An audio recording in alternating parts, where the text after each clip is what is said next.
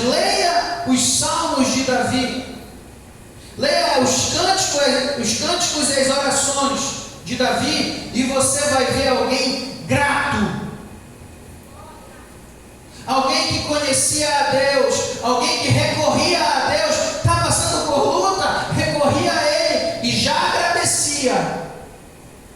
E quando estava passando por problemas pesados, ele chegava, chorava aos pés de Deus e saía daquele lugar regozijando. Assim descreve os salmos, as orações e cânticos de Davi. Assim são descritos o coração dele. E ele começa esse texto aqui agradecendo, sendo grato a Deus. E no versículo 3, ele começa a mostrar os conceitos que ele tem de Deus. Ele, se ele é Deus, né? É quem o quê?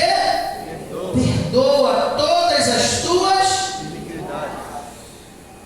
Quem sara todas as tuas enfermidades. Olha só, meu irmão, que interessante. Davi estava vivendo em que período? A nova ou a antiga aliança? Antiga. Para se perdoar o pecado na antiga aliança, o que se devia fazer? Sacrifício. Sacrifício. Mas ele não imputava o perdão no sacrifício. Olha o coração dele. Olha o que ele pensava a respeito de Deus. Ele pensava e sabia que Deus era misericordioso. Ele falava: é Ele quem perdoa todas as nossas iniquidades. Não é um sacrifício. Não é nada disso. Quem perdoa é Deus. Deus. O sacrifício foi Cristo. É Ele quem perdoa todas as tuas iniquidades, quem sara todas as tuas enfermidades. Sabe, irmãos, tem gente que está doente, e em um período assim como esse de coronavírus, né? Quase todo mundo está doente, e os que já não estão mais com corona, alguns ficaram com sequela, e aí fica pegando rápido, parece que todo mundo ficou frágil. Todo mundo gripa fácil, todo mundo doce da garganta fácil. Não é isso que está acontecendo? Vira uma semana tem um monte doente, vira outra outro monte doente. Rapidinho estão adoecendo. E aí quando começa a ficar mais grave, começa a querer saber o motivo pelo qual está doente. E alguns estão levando a palavra, estão se sacrificando pela obra de Deus. E começa a querer vasculhar a sua vida para pensar o porquê que está acontecendo isso. Ou seja, estão querendo se justificar. E porque estão querendo se justificar, não encontram a graça. Porque a graça é de graça. Não é porque você tem olhos claros, ou olhos de mel, ou cabelo liso, ou cabelo encaracolado, ou porque é negro, branco, amarelo, azul. Não. Não tem nada a ver com isso. Ele simplesmente nos olhou e nos amou. Ao invés de chegar, Senhor, o Senhor já levou essa enfermidade, ficam remoendo. Para, irmão. Se você já pediu perdão para Deus, o seu pecado já foi perdoado. E eu digo, foi perdoado lá na cruz. Glória a Deus.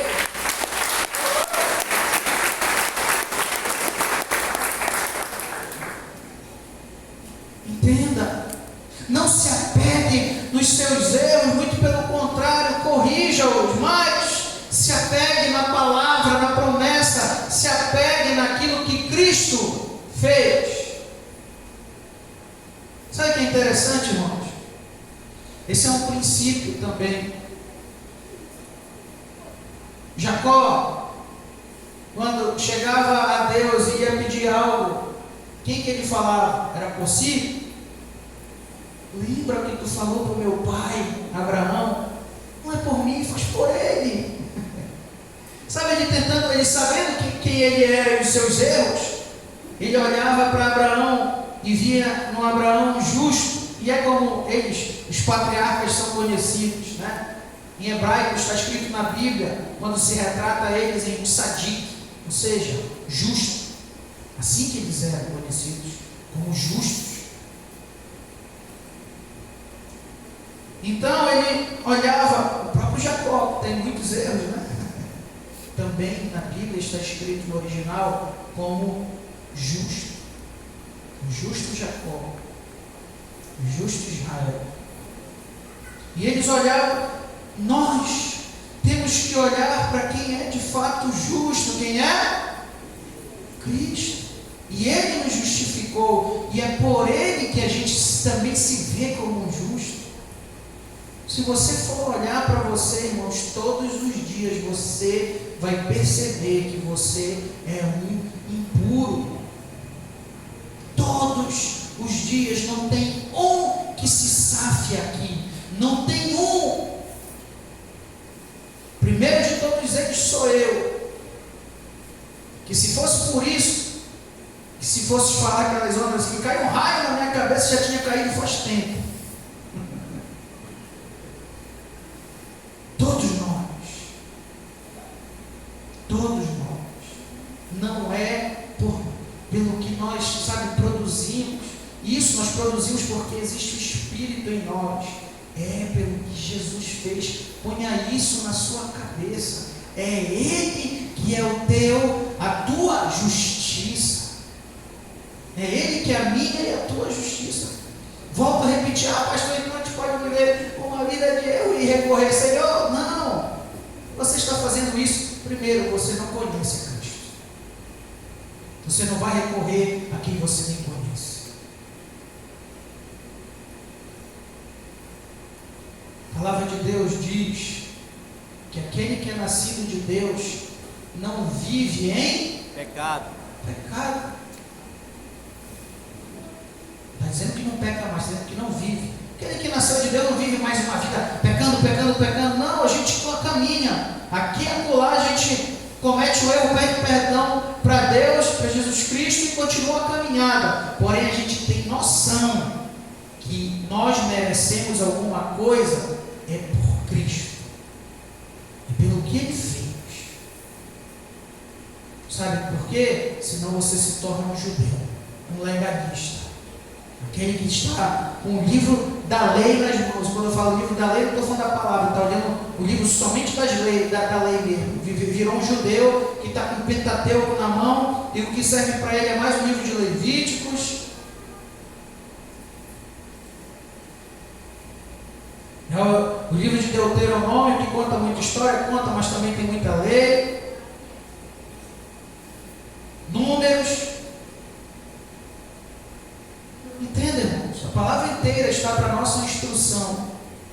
E é importante a gente saber, sim, a lei, para que a gente queira agradar o coração de Deus. Só que a palavra de Deus é muito clara. Ela diz que nos nossos tempos, depois da vinda de Jesus Cristo, a morte e a ressurreição, Ele nos daria o prometido, Ele nos daria o Espírito prometido para não nos deixar órfãos. E esse Espírito ia fazer uma coisa em nós. Ele cravaria na nossa mente e no nosso coração o que? As leis. Justamente para que quando a gente errasse, a gente tivesse naturalmente aquele incômodo aqui dentro de nós. Para que a gente não dormisse tranquilo vivendo no erro. Não, aquele que tem Cristo não consegue dormir tranquilo no erro. Esse fica agoniado. E quando a gente fica agoniado, a gente começa a procurar juízo para nós. Porque a gente remói o pecado, remói o erro. E quanto mais a gente fica nesse ciclo, mais juízo vem. E é por isso que nós temos que pedir perdão para Deus.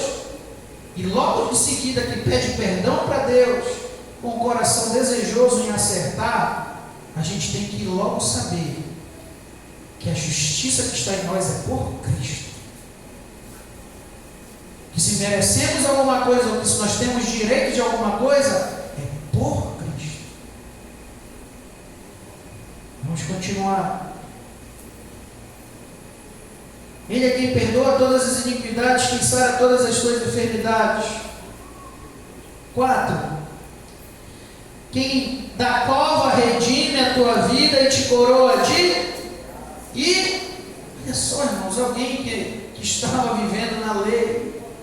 Olha a mente de Davi. Ou seja, te tirou da morte.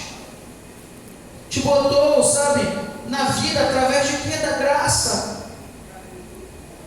Porque Ele tem misericórdia de nós. Misericórdia. Ou seja, Ele muda as nossas circunstâncias. Versículo 5. Olha o que Deus faz em nós. Olha o que Davi pensava a respeito de Deus. Quem farta de bens a tua velhice, de sorte que a tua mocidade se renova como a da... Conceito de Davi, de Deus, que os velhos que têm Deus, que temem a Deus, terão uma velhice abençoada. E ele está falando de recursos financeiros, irmãos. Ele está falando de... O que está escrito aí na sua Bíblia? Bens. Olha só. Enquanto que os crentes estão tudo desesperados, correndo, como se estivesse no mundo.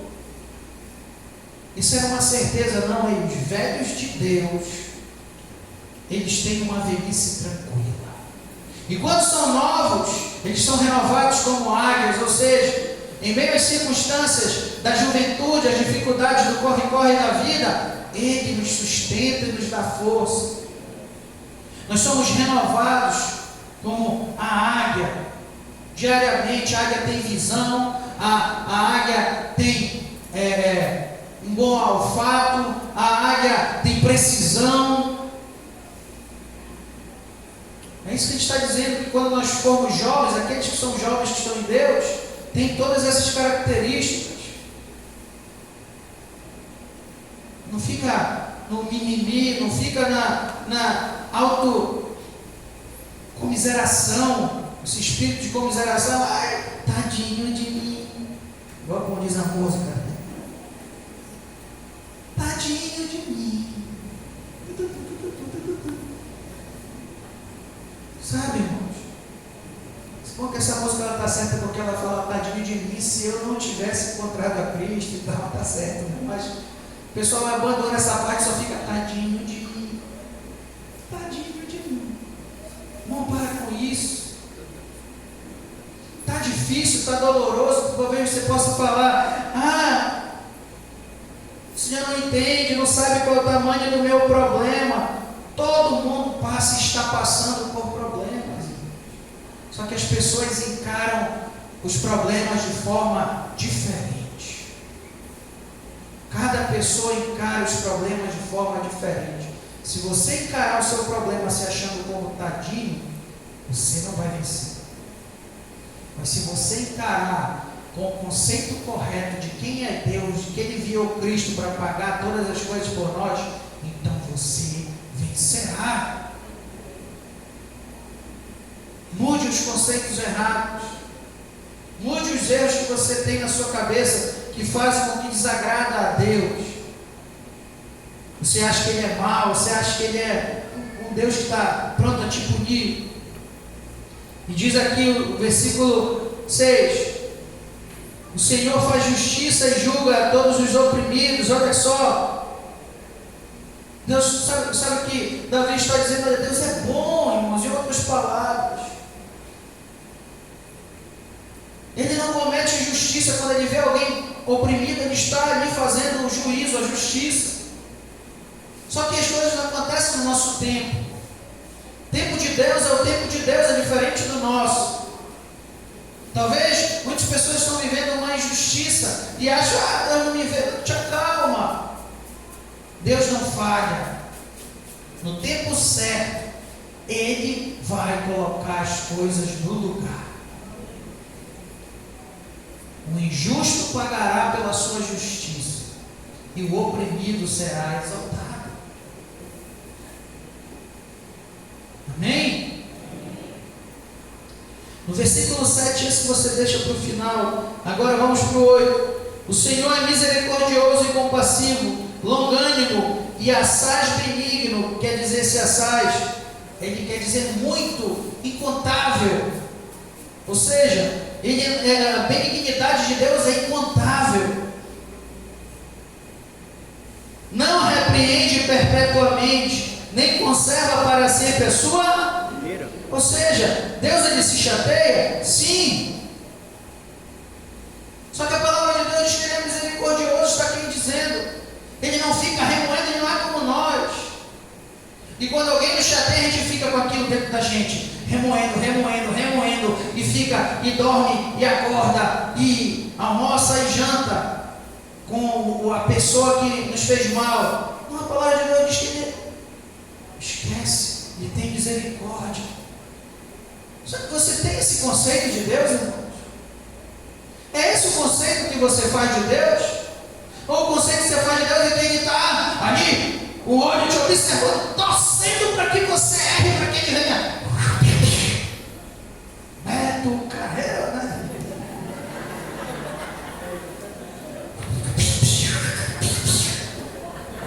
Eu estava vendo um vídeo esses dias de um cara com um chicote tirando coisas minúsculas, mas que precisão do cara.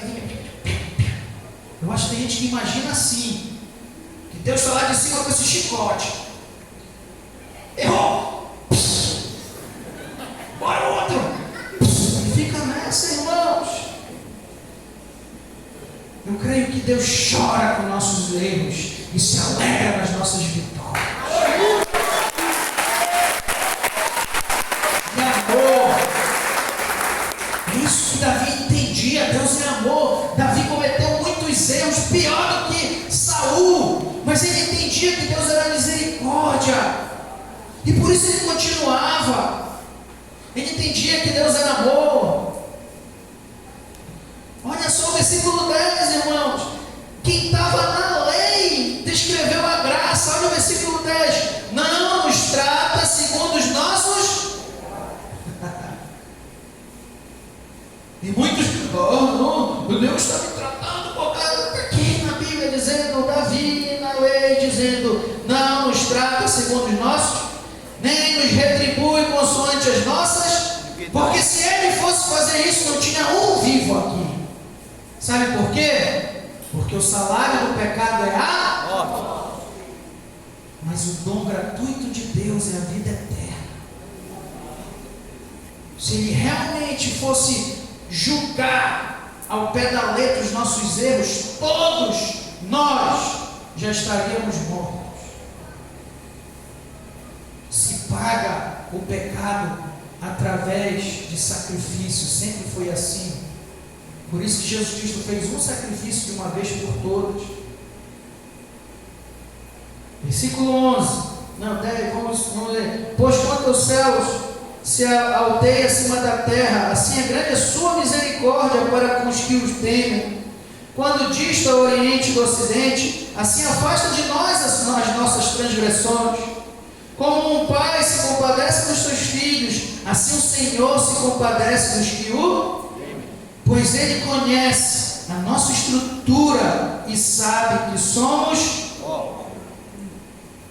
Ele tem misericórdia de nós, irmãos. Assim como nós temos misericórdia do nosso filho. Sabe, eu sou muito preocupado com os meus filhos. Eu não deixo de corrigir e de punir, não, porque eu sei que se eu fizer isso com eles, eu estou atrapalhando eles. Quando tem que corrigir, eu corrijo. Falo alto, falo sério, falo bravo.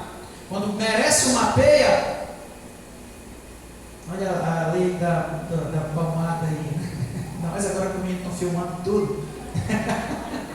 Mas a palavra de Deus diz, meu irmão, né? E a bunda tem que levar mesmo uma chicotadinha para correção. Só que quando nosso filho comete algo grave, ainda assim a gente não bate para matar. Por que a gente não bate para matar, irmãos? A gente ama.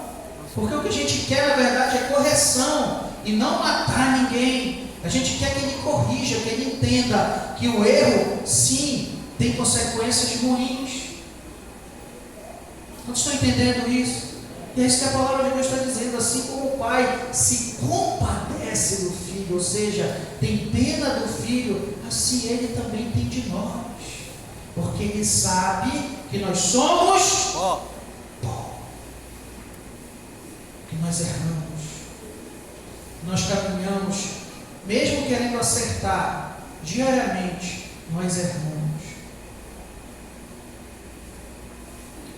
Versículo 15, 16 diz assim: quanto ao homem, os seus dias são como a relva, como a flor do campo, assim ele floresce, pois soprando nela o vento, desaparece, e não conhecerá daí em diante o seu lugar. Ele sabe que nós somos assim, frágeis. Ele sabe que nós somos, perto dele, seres que não tem como alcançar quem ele é. Ele sabe disso. Ele sabe que um sopro dele nos destruiria, um estalar de dedo dele nos destruiria. Só que ele não quer usar isso conosco, ele quer usar amor, misericórdia. Irmãos, os crentes de hoje, que não entendem a graça, que vivem na lei, porque tem muito crente de hoje que vive na lei, é pior do que o judeu. Se pudesse apedrejar de verdade hoje, faria. Pegue essa verdade. É contado no dedo as mortes de apedrejamento por cumprimento na lei em Israel. É contado no dedo. Porque o perdão e a misericórdia estão acima de todas essas coisas. Eu vi, ninguém puxou a palma. Ela puxou 20 palmas em 5 minutos lá no congresso.